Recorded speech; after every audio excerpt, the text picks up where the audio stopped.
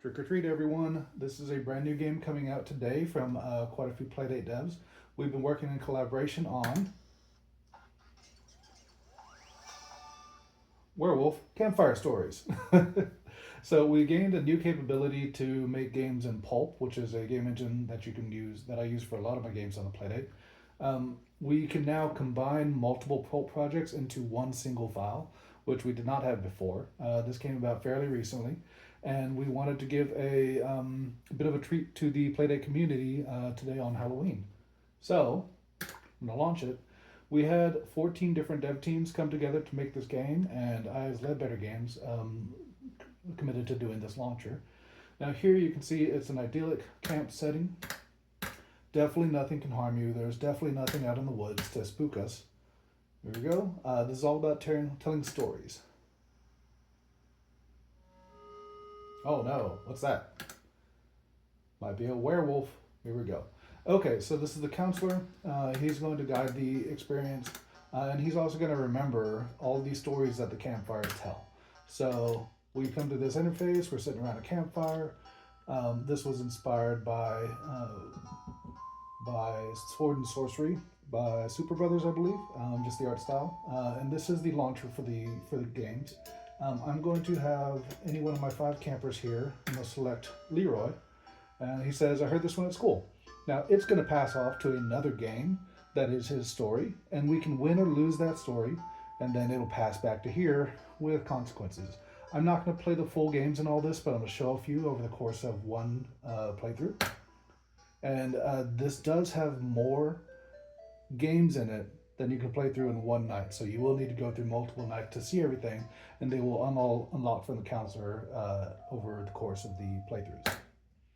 So this is going to pass to a whole other game. This one is called Antigonish. And it's actually maybe one of my favorites in this collection. It's incredible. I love everything that people have put together for this. There's not a bad one in the bunch. This is something of visual poem / puzzle, and it gets kind of dark.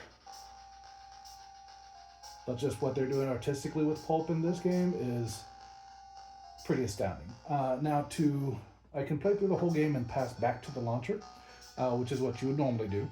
I'm going to hit menu and hit return. This would be normally the menu button, right?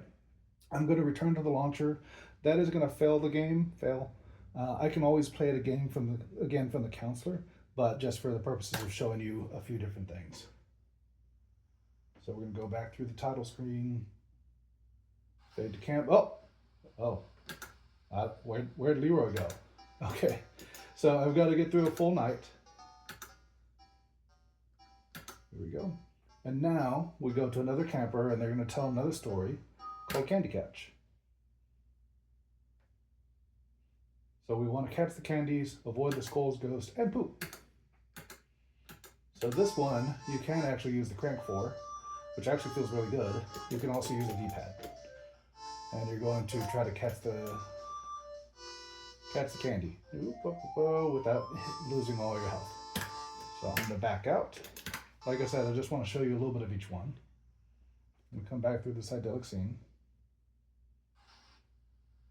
Oh no, where'd he go? Chris must have wandered off. All right, let's talk to Gabby. Gabby's making this one into a storybook. It's called Spirit of the Law. Oh, this one's gorgeous as well. Now, this is actually by IntelliCat, who put out Pine, and Pine was the reason that this whole thing is possible, because Pine came out in 3 parts, and Shaun Inman, that developed the Pulp engine, based off Diddley, of Panic, they made this switcher that allows all this to be possible. So IntelliCat brought out Pine, Shaun made the switcher to get Pine onto Catalog, and because they released that publicly, now we can have this compilation and any other compilations in the future. And I'm also not going to go through all this, but it is a great little story. I'm going to return. Okay, so you keep going. Each night consists of 5 different stories, and then there will be consequences. We keep it pretty lighthearted. Some of the games can be pretty spooky, pretty scary in some respects. Some of the games are very lighthearted and fun. Some of the games are just hard. So in that case, if you want to replay them, the counselor will tell you about ones that he remembers. So these are the 3 that we've unlocked so far: Spirit of the Law, Candy Catch, and Tigonish. Whether or not we win them or lose them, we can play them as many times as we want, and it shouldn't affect the story progression. There's also the credits, a little aid menu, and you can reset the whole thing by leaving camp. I am going to show you under the aid menu. Accessibility is key, so we've got a couple options. You can just unlock everything. That spoils a little bit of the fun. You'll still go through this setup, but if you just want to play the games, you can just unlock them. We wanted to keep that in there. If you have visual concerns and you prefer playing inverted, you can absolutely do this, and I can keep it. That hurts my eyes, but it might be good for yours. So I'm going to go back to here and go back to the aid menu, and I'm going to invert again, and we're going to keep it this time. Great. Let's see. There is a candy system in this. Some of the games will get you candy, and that will give you a score, which you can see later on. Let's end with the credits. Some Amazing Devs worked hard to put this together. So Ware-wolf is done by me, Ledbetter Games. We've also got the double preference. We've got a Bump in the Night.